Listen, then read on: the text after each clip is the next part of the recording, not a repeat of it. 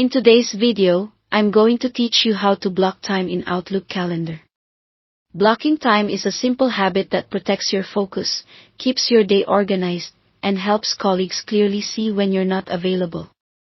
Let's walk through the exact steps so you can create reliable focus blocks that show up correctly for you and your team. Start by opening Outlook and switching to your calendar. Look for the calendar icon in the navigation pane, usually on the left or bottom left of the window. Click it to enter the calendar view where your week or day is visible. Next, create the event that will hold your time.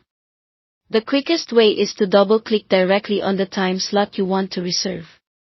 If you prefer a menu option, select New Event if you're on the web or the new Outlook, or choose New Appointment from the Home tab if you're using Classic Outlook.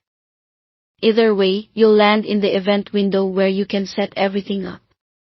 Add a clear title so the purpose of the block is obvious at a glance.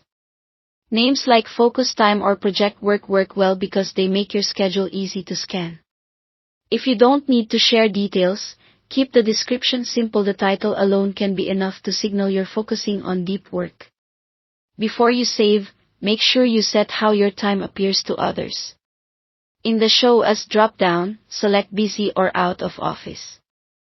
Busy is ideal for heads-down work when you're still technically around but not available for meetings.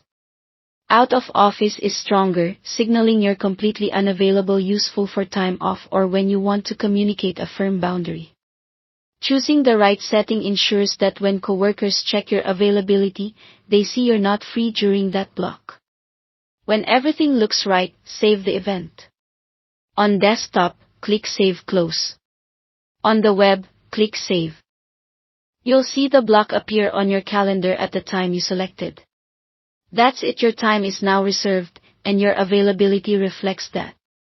Thanks for watching.